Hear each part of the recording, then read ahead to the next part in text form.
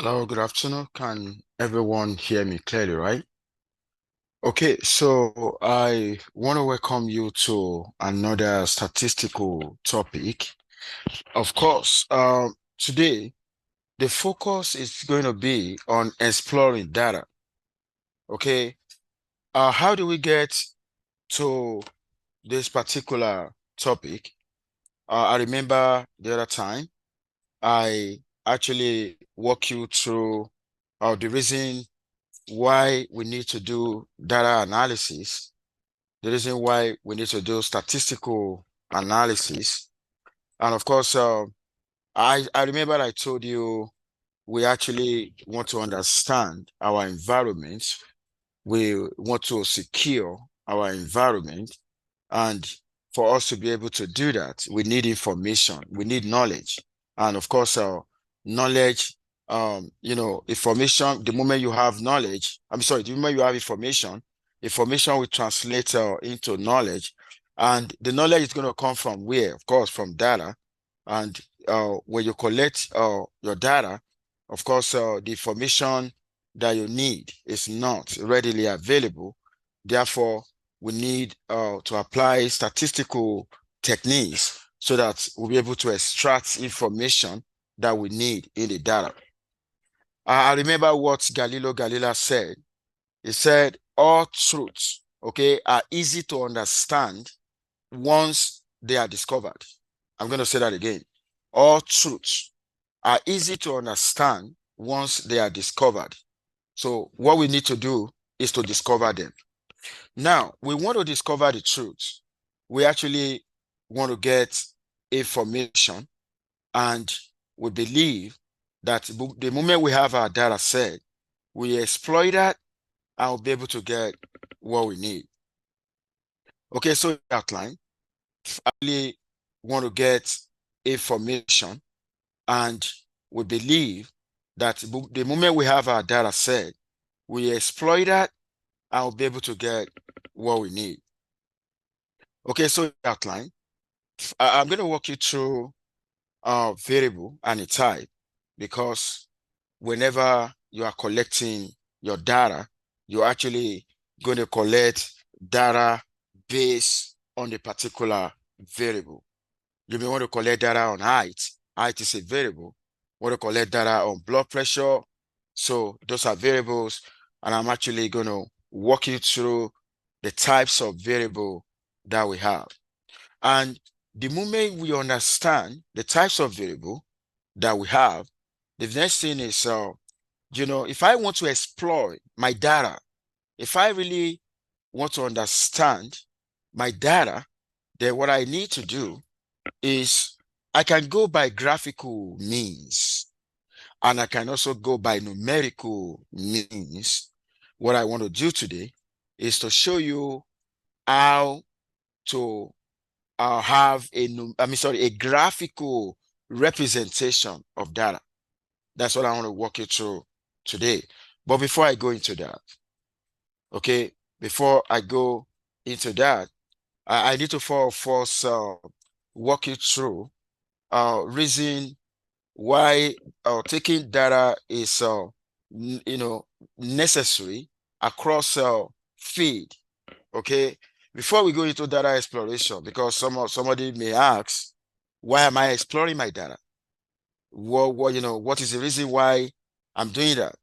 We need to attach significance to what we can get from data moving forward. And what I first want to do before we go into that data exploration, I first want to walk you through, areas where data are being collected and the reason why they collect that. Number one, I have a in molecular biology here. You know, these molecular biologists will gain a better understanding of the relationship between two biological variables. Okay, here now between gene expression level and cancer tumor. Okay, the moment they collect data on that and they actually understand the relationship, of course, that will be beneficial when it comes to treatment. Okay, so that is that. Another area, astronomers, we gain new understanding of cosmos from signals collected, by improved telescope and communication technologies. That goes on and on. Engineers, bank. Let me tell you, before I go to that of bank, you know, if you take a look at all those bulb that you see, we are not going to use them forever. It's going to get to a point, it's going to get a time that they're going to cease functioning. Okay. Now, if you understand that are on their lifetime, okay, that we call in engineering reliability study, okay, we'll be able to tell when to replace all of these before they stop functioning. Okay, they're able to do that with a reliable data. They're also in bank, you know, um, a bank have record. When you go to bank, you open their account, they're going to collect a lot of information from you, and maybe maybe the bank has information about those who have taken loan before, and using that information, if a new customer is coming in seeking for loan, because they have data, they have information about those who have taken loan before. Some of them pay back, some of them did not pay back. Now, with information available, they will be able to predict or classify the new customer seeking for loan, okay, on what is the probability of the chance that is going to pay back or not. With that can only be done using data. Okay, and of course, if they're able to predict loan performances, they will earn more profits. Let me tell you this: when bank give out loans, okay, they don't give out loan for free. You have to pay for the use of money they get from there, but at the same time, they risk the money too. What if you don't pay back? So that's what make work well stochastic and probabilistic or in nature. Now let me tell you also in politics, want to have accurate prediction, of course, of who is going to be favored in that election. Of course, you need to study reliable data as well. Now let me also tell you the top companies: Google, Amazon, Facebook, TikTok. They make more money now. They make money by also learning about and exploiting how the internet browsing pattern. Okay, they're gonna look at the way their customer browse. What do they look out for? What interests them? Okay, and stuff like that. Okay, without they taking data, and when they take data, they learn from it. We learn from data. Statisticians learn from data. The data scientists learn from data. Everyone learn from data. And of course, the statistician, the data analyst job makes sense of all this data that we talk about. Not only statistician, you are here to acquire statistical knowledge that will enable you to be able to also learn from data. Okay, what do you learn from data? Oh, we can learn about pattern in the data. We can actually learn about the trend. Is something going to be increasing, or is going to be decreasing, or there's not going to be any movement at all? And do you know we can also discover some abnormalities in data? Okay, we can discover some abnormality that we call outlier. Okay, we could have a particular data point that is not consistent with the rest. Okay, we actually have a strategy to handle that. Okay, all of that we actually gonna show you as time goes on. Okay, and of course we'll also learn about relationship among variables in the data and to be able to make a prediction. Okay, now let me tell you this. Um, you know, if we want to learn from data, at times, because our data could be complicated and we could have so many variables, we could have so many number of observations, and the good news is there's technology in place. Okay, imagine I want to construct graph, okay, and I ask you to take a pen, I'm sorry, your pencil and paper, that is not going to be okay. So with technology, of course, we actually gonna have beautiful pictures. And let me tell you this, we don't just draw picture. We draw picture that are informative. And that was why I said here, a picture is worth 1,000 words. Do you know when you go to elementary school, like grade 1, grade 2, and you're teaching them math and you're trying to draw pictures that will interest them? And why do we also draw pictures when we're learning from data? Because of the fact that we want to consider all categories of human beings, believing that with pictures, human beings will be able to decode, depict information very easily. Okay? And of course, computer are very faster, with more flexible and powerful techniques. Of course, with fewer assumptions, we're going to get going. Now, before moving forward, uh, this guy is a chief economist in Google, and he said, I'm going to quote him now. I keep saying the sexy job in the next 10 years will be statisticians. The ability to take data, okay, to be able to understand it, to process it, to extract value from it, to visualize it, and to communicate it. Now, let me tell you this. It is not only statisticians that use data. It's not only statisticians that learn from data. If you are from another field and you acquire statistical knowledge, just like what we are doing here right now, you will also be able to learn from data. And when you learn from data, it is not only for your consumption. When you learn from data, you also you are expected to communicate what you learn.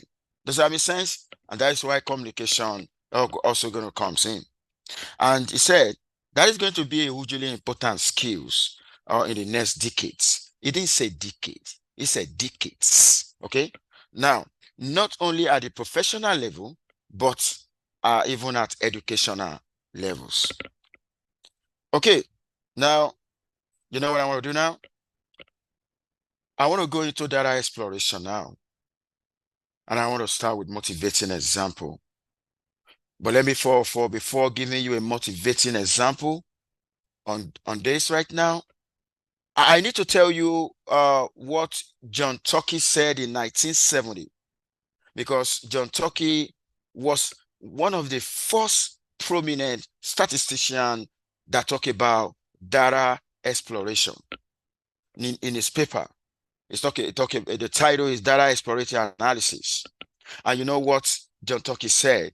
John Tukey said the essence of examining your data, the essence of doing data exploration is to examine your data. Okay, he said you are doing a detective work. I'm going to say that again. John Tukey in 1970 said you are doing a detective work by trying to examine your data before you formulate your hypothesis, before you formulate the research questions, before you specify statistical model. You get to know your data.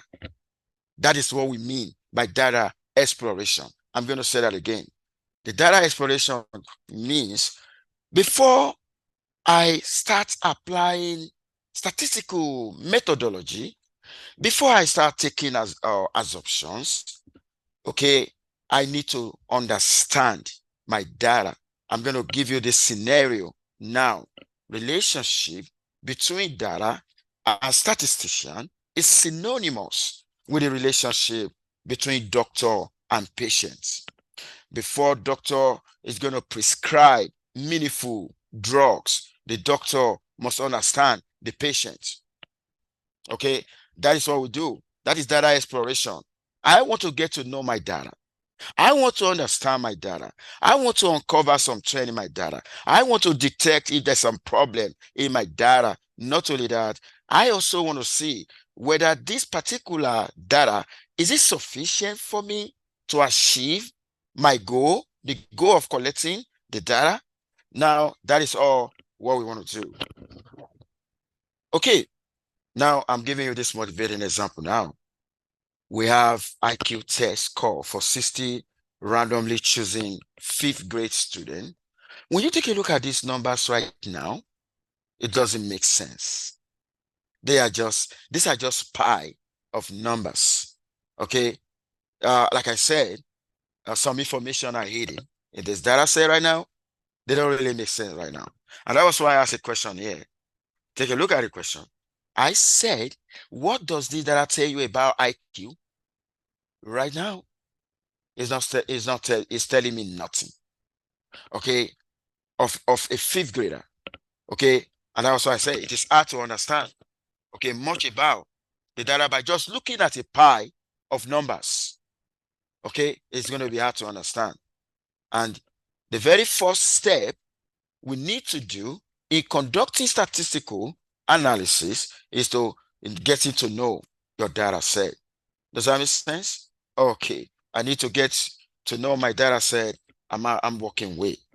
Okay. And that's what we're going to be doing this week. What we want to do this week, we want to get to know our data set. Okay.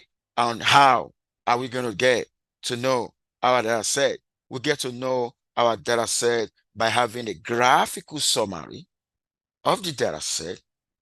And we can also get to know our data set by having numerical summaries. So there are two summaries that we normally have in data exploratory analysis. The first one is graphical summaries, and the second one is numerical. But you know what? I'm going to say this. I'm going to say this. Before because there are different kind of graphical analysis, there are different kind of graphs that we can actually use on data set. Because of that, we need to be able to understand the variable and the type of variable. I think I'm going to say this. The type of graphical graph to apply depend on the type of variable in the data. I'm going to say that again. Because there are different kind of graphical summaries that we can actually use. But what inform the choice of a particular graphical tool, that depends on the type of variable in the data. You can see the connection now. Statistics is like a story. Now, and that is what we're going to take into variable. If I'm collecting data, what am I collecting? What is the variable am I collecting data on?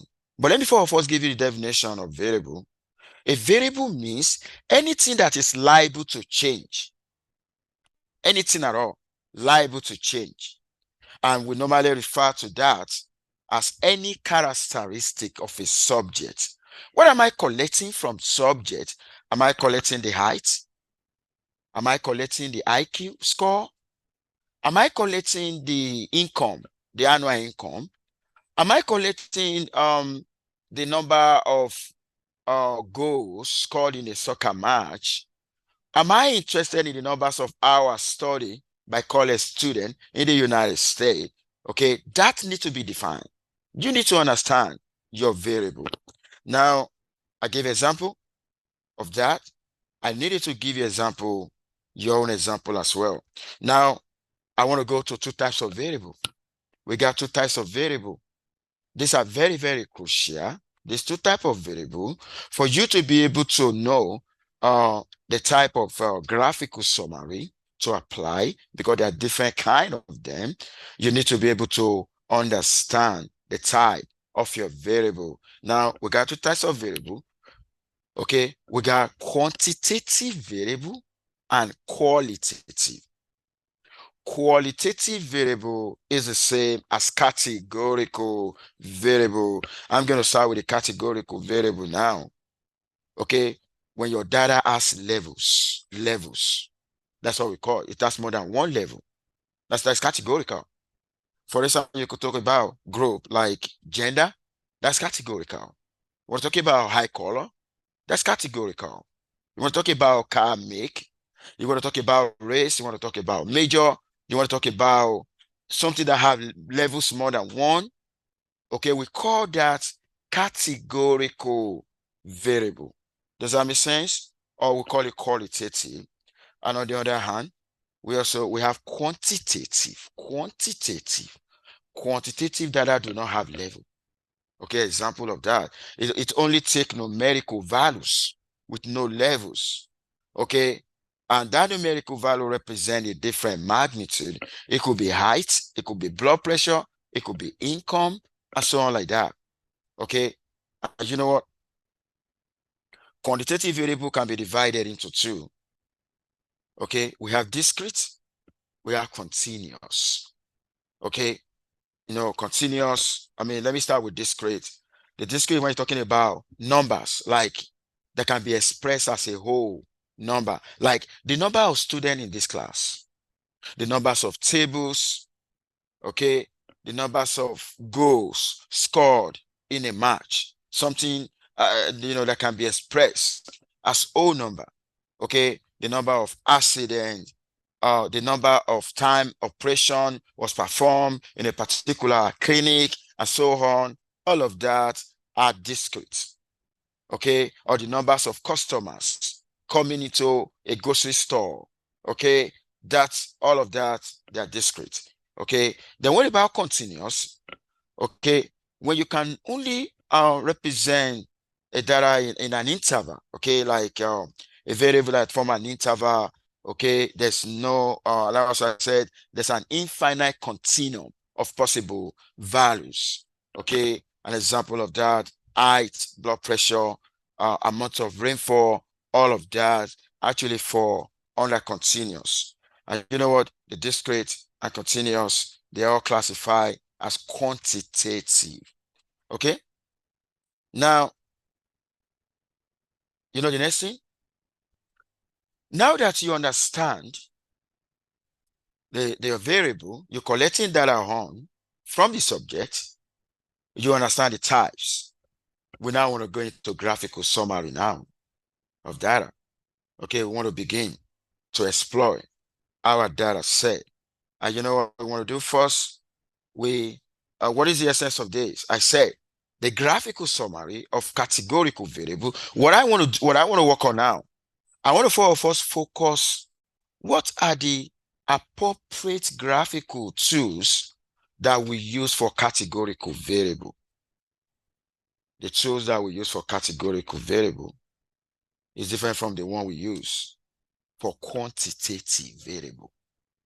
Right now, I actually want to discuss about the tools, the graphical tool that we use for for categorical variable. And don't forget, when I say categorical variable, another name for it is qualitative. Okay, they have levels. Okay, they have categories. Oh, what do you think my intention is going to be? If I want to use a graph for categorical variable, my intention would be to compare, for comparison. Does that make sense? We don't just do what we do. We got reason why we do what we do. We don't just draw charts. We have an intention of doing what we're doing. Now, and I said here, before constructing the graphical summary, okay, if we're focusing on categorical variable, variable that has levels, and I know my intention is to compare. The very first thing to do is to generate a table that I call a frequency table. Okay, the frequency table is going to come in. Okay, now take a look at the frequency table is just like in the frequency table, we're going to have the levels, and in one column and in the other column, we're actually going to have the number the number of subjects that belong to that category. Okay. Now and when we do that, we will actually obtain the proportion. We're also going to get percentage, and I'm going to walk you through an example now. I want to have a practical demonstration now. Now, are you following me? Okay, you know what? This is a statistical party. If you are not enjoying my party, please let me know. Is everybody enjoying my statistical party? Everybody enjoying it? Good job. Thank you. But you know what? Do not hide your feeling. When you attend my lecture, when you listen, when you ask questions where necessary, oh my God, you're actually going to have more than 100%. Okay, now in an online poll from a few years ago, 351 people were in the following question on which issue are political candidates most apt or hurt by their stance. Their answers are summarized in the following table. If you want to follow the source, that is the source. Now take a look at what you see now. Oh my God, this is a frequency table. Now, you know, uh, in the United States, they're talking about the issues, maybe what may drive a voter to maybe polling vote to vote, and they realize out of 351, give me 1 second. I think I'm going to use, let me see if I can use a pointer here. I should be able to use it. Okay, okay, okay, now take a look at that now. The 33 out of 351 said, oh, it's abortion. And if I want to get the proportion for that, all what I'm going to do is, if I want to get it up, that's 0.094, is to do 33 divided by 351. Does that make sense? Okay. Now, I'm actually going to do that for, I will do that for economy. I will do that for every other one too. Okay. And I'll be able to get all of this. And after that, if you really want to know whether you are right, when you add the proportion together, it must give you 1. The moment it doesn't give you 1, then that's a mistake.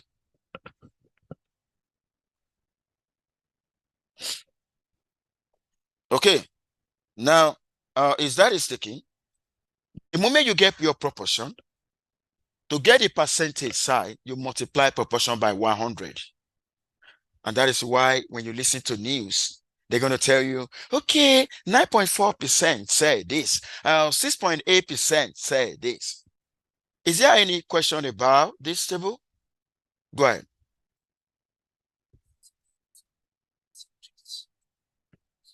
The issue. No, the issues are just the levels of the categorical variable. The subject is the human beings. The people, these people, 351, they are the subject, they are the people. But the variable is issue here now. Issue that drive somebody to go and vote. And what are the issues? The issues are classified, they're categorized. And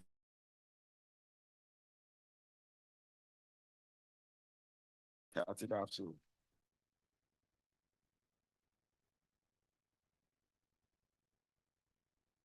Okay, now the next thing is having, we have they're going to look at that. What is the categorical variable in that question? Is the most influential issue. Go ahead. Is that what?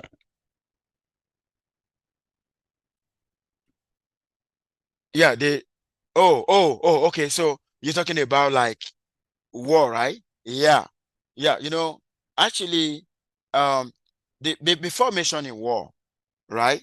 The intention is to figure out which one is the most influential issue, which is the variable, right? The variable is the issue. The most one now, you now base it on the frequency. You say war, right? Yeah, you send me a message for extra credit for saying war. Of course, it's going to be war, okay? Because when you go back to the table, you're actually going to see in the table, okay? You're going to see in the table for war, the total and the percentage is more. Does that make sense? Okay. Thank you for disclosing that. Now, the next thing another question may be, what percentage of their survey thought either the war or the economy? Then you're going to add them. You're going to add the war, the percentage for war, and the percentage for the economy. Anytime you hear, oh, how. Does that make sense? And another question may be, what proportion of the respondents did not think religion was the most influential issue? You're going to add others without religion. Does that make sense? There are so many questions that's going to come in. Now, the next thing I want to discuss right now. If I have identified right now, the data set that we have is categorical, right? This is a categorical variable, right? Now, if you take a look at this, if you take a look at this, it is not all human beings that understand this, table. If we want to, and like, if we want a situation whereby everyone will understand this comparison, because some people normally have issue with numbers. Imagine, the aged one, they may have issue with numbers. Okay. And not only that, but from this, do you know that we can actually use a graph? Since this is a categorical variable, okay, then there are graphs that we can use. We call the bar graph and the pie chart. Okay. Give me 1 second. Okay. These are, two most commonly used, the most commonly used graph for categorical variable. Categorical. We use this graph to compare. Okay. Now the pie chart and the bar graph. Okay. Now, you know what I put here? I put a code here now. I know you're going to be using now. And of course, you're going to have your first lab, right? You're preparing for your lab, right? The TA is actually going to walk you through how to implement this. Now, this is an arrow code. Okay. Issue. Okay. I put all of that. Count. The count will be the frequency. Then that code here that I put pi will generate a pi chart. And the one that I put bar plot will generate, for the bar plot, you're actually going to have, oh my God, take a look at this. Everyone, including children, they will be able to understand which one is the most influential looking at the picture compared to the use of numbers. Does that make sense? The essence of using the graphical analysis, the graphical tools, is for us to enhance reading at a glance. Okay. Now, this is a pie chart. Okay. You can see the larger area. The largest area is the wall. Can you see that? These are comparison charts. Now, just like the question I normally ask, how many of you would prefer using bar chart compared to pie chart? Can I see your hands up? Bar chart. Okay, thank you so much for sharing that. Okay, how many of you would prefer using bar chart compared to the bar chart? Can I see your hands up? Okay, now this is what I normally, most of the time, majority of people normally go for the bar chart. Okay, but let me tell you, just a matter of choice. The two of them, they are actually doing the same job. Okay, then you have to know how to interpret from the graph what seems to be the overriding issue, okay, that most people base their votes on, okay? And you're also going to discuss the one that you believe is not that influential, okay, which you from the list. Okay, now, like I said, there have been debates between the pie chart and the bar chart, and of course, whichever one you use, that's okay. But the reason, most of the people believe that bar chart are very easier to read and more flexible than pie chart. Okay, now I'm done. I'm already done with the graphical representation of categorical variable. Is there any question before I go into graphical summary of quantitative variables? Go ahead.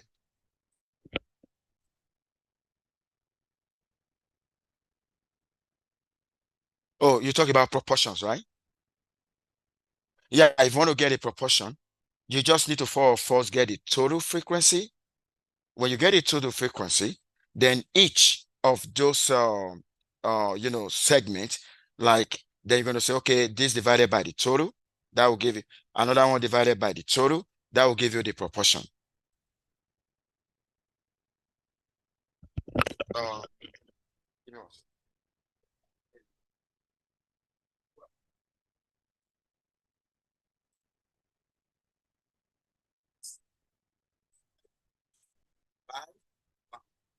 Does that make sense? Okay. Super. Oh, right. Which is better, percentage or proportion? Most of the time is percentages. Yeah. Because when you tell some people proportion, they don't really understand. Yeah. But to get to the percentages, we get proportion. That's a good question. Now, I want to go into graphical summary for quantitative variable right now. Let me tell you this. In the case of quantitative variable, our intention is not to compare levels, but our intention is to look into what is the shape, what is the distribution of my data set, what is the center, how does it spread out, among other question. And another thing, uh, is there any abnormality in this data set? Like the one I call outlier. Take a look at this guy.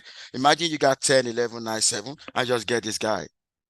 Okay, according to Benkamp in 1982, outlier is a data point that is not consistent with the rest.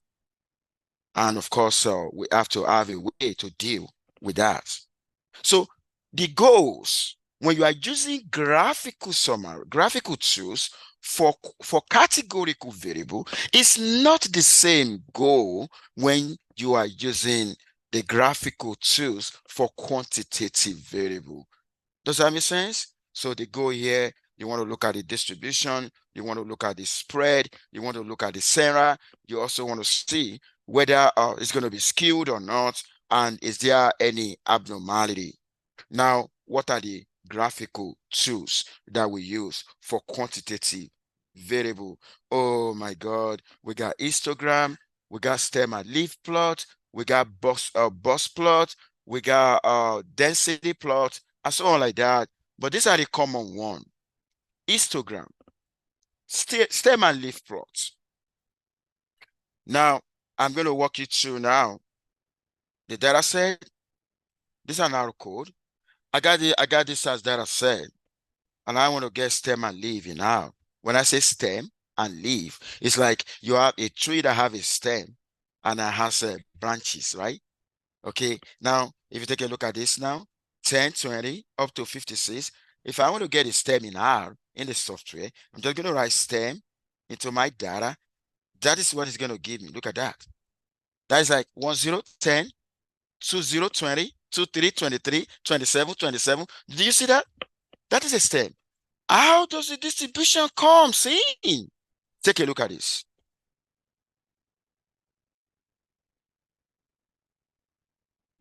Oh my God, did you see that? That's a curve, right? Okay, now that is what we're trying to see. Okay, now I'm going to go into the real life data set now. Okay, I'm going to use data set from NBA. And I want to talk about their salaries. The NBA, they belong to different conferences. Atlanta Hawks. Then this is their salary. We're interested because the salaries here, they are quantitative variable. Okay. And if you're seeking for graphical representation, it's going to be the graphical tool for quantitative. Now, the data set that I use in R, if I copy all of that into R, and you do stem salary, stem, okay, stem, that is going to give you this. Okay, it's going to give you that, which means this is in million. What is the smallest number? 72 million to 118 million. Can somebody see what I'm saying? To 118 million from 72 million. If you take a look at that, you can see the curve right now. Can you see that, right? Can you see the curve right now? Okay. DSS just to look at the distribution. Now, like I said, we talk about the shape. The lower T extends further than the upper T from what you see. Okay. Is there outlier? From what we can see in the data here, okay, from what we can see in the data here. Imagine you have a data point here, right? Maybe there's a particular superstar, right? That is or maybe is the person is getting like 100 million. Maybe the data point is around down, down, down, down, down. that will be outlier. That will be called an outlier. And an outlier is not good. It's actually going to be damaging to the analysis. Yep. Okay. Now, you don't understand how to interpret and read it. Okay. You know, you can see we're generating curve, right? You see curve? And that very curve, I'm going to show you now. You're going to see the curve. Okay. You know, the curve is like, if you turn this thing to the other side, exactly. Now, there's something that we're looking for. We want to see whether it has a normal curve where the two tail is gonna be a double bear shape, or it is not. If it is not, it is skewed. If it is balanced, we're always symmetric, because you know why? We have a statistical techniques we use on the data, on the quantitative data, if there is skewness, and we have different kind of statistical methodology that we use if there is no skewness. We are like doctors here. We are looking at this patient, trying to do some diagnosis to be able to know which prescription or treatment that will work. Does that make sense? Okay. Now, you're going to say something now. Okay. Now, you're talking about, the center that I talk about. How are you going to get the center from the stem plot? We said it is between 100 to 110. I'm going to show you something now. After drawing the curve, you look at the peak. Where is the peak? When you go like this, the peak is going to be around here, right? The peak of the curve, the peak. You understand what I mean? That is where the center. That's where you're going to have the center. Do you understand now? Okay. Now, another thing you're going to see in the stem and leaf plot, like I said, is the spread. If you want to mention the spread, you mention the lowest number and the highest number.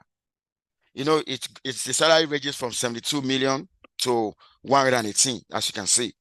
Okay, that is what you're going to say from that. Now, that is how the stem and leaf plots actually work. Any question on stem and leaf plot before I go into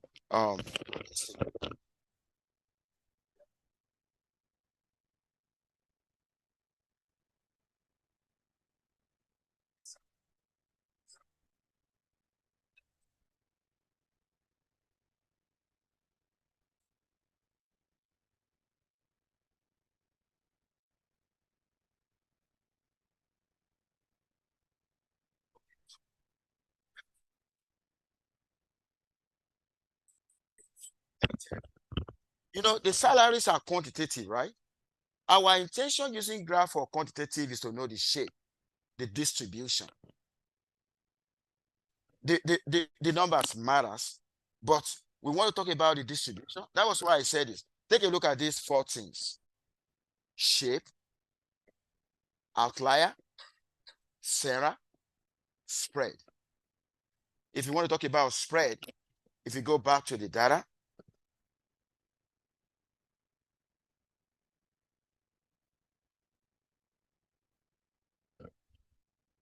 $72, because the first row, you have three numbers: 72, 76, 77. Does that make sense? The last row, how many numbers? 5. 112, 113, 115, 116, and 118. Does that make sense? Now, if you want to talk about spread, you mention the smallest and you mention the largest. Does that make sense? If you want to talk about the center, you draw the curve like this and you look at the peak. Then you draw a straight line from the peak down. That is where the center lies.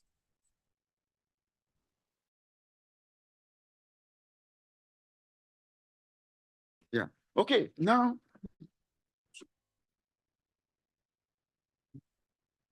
if you want to understand this more, I'm going to take you to the histogram. We are between stem plot and histogram. And let me tell you this, majority prefer histogram. Because of that, I'm quickly going to go into histogram. Now take a look at this. This is histogram. This guy look like a bar chart, right? You know, in a bar graph, the bars are separated, but in histogram, they are joined together. Now, if you take a look at this now, let me draw that picture. Let me draw that curve now.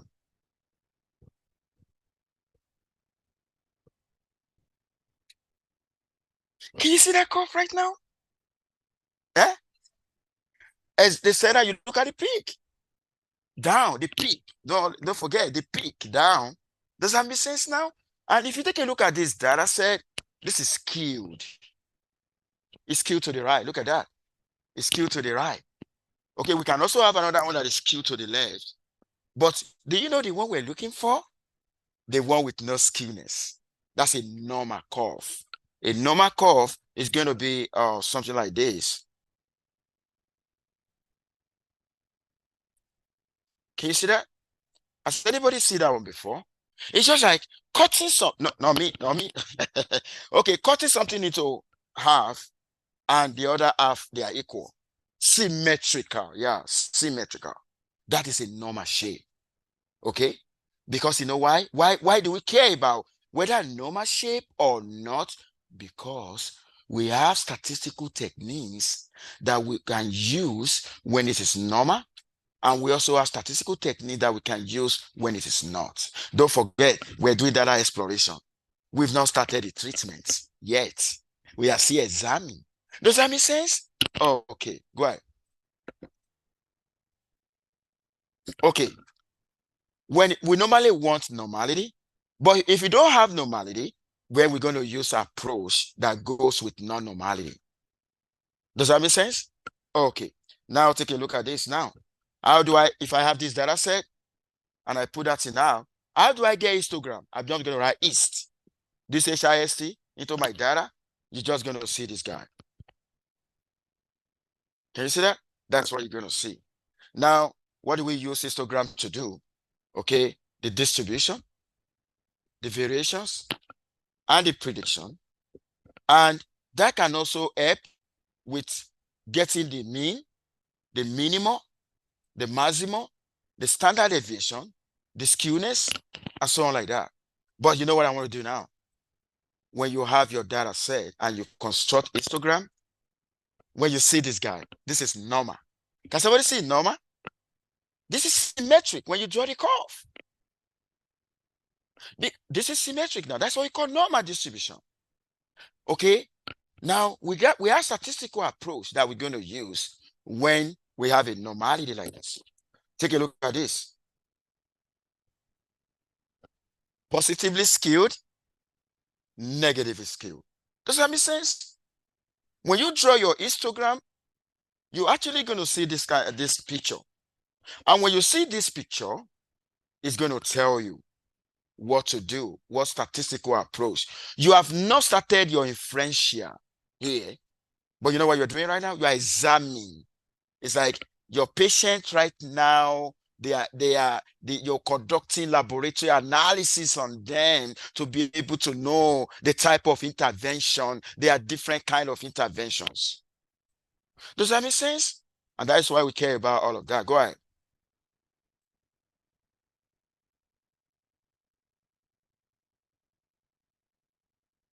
Yeah, it can be any, the data set, depending on the data set you have, it can show any of this.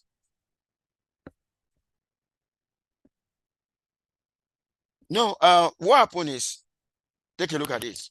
You know what we're trying to say is, when you have data set, when you see this, that is normal.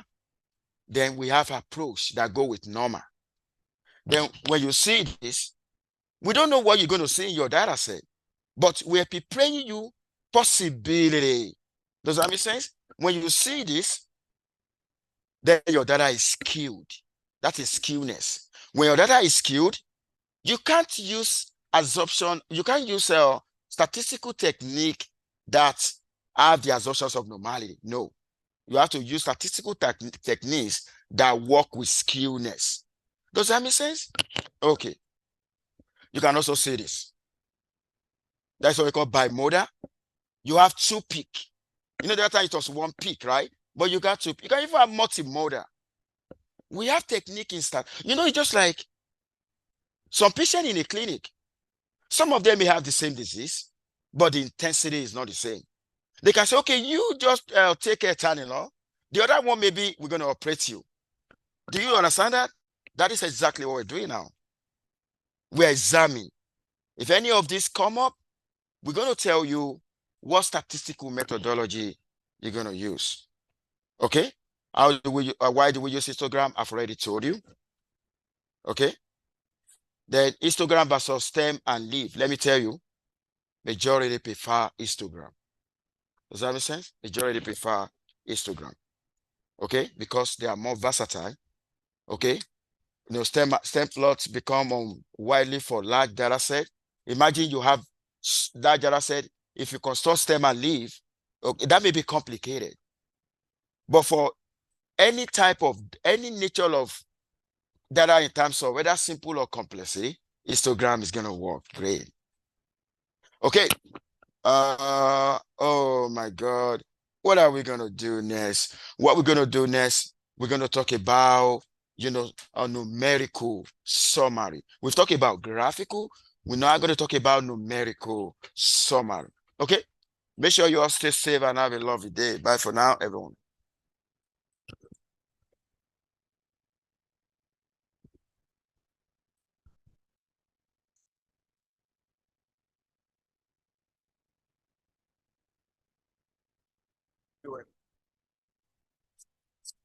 Yeah, go ahead. I took AP Stats in high school. I'm a freshman this year, and so I got put in this class. And we always use like graphing calculators. Are we not allowed to use that here? No, Like we have to use. allow science if you have. Okay, yeah. Okay, so we have to download the. Okay. Yeah. Okay, thank you. You're welcome. I sent out my emails. About. I asked them a question. Oh, yeah. Did I reply? Okay, I will reply today. Oh, you said yesterday. That was something. Yeah, yes. I will reply today. Yeah. You're welcome. Yeah, how are you? Yeah, I'm good.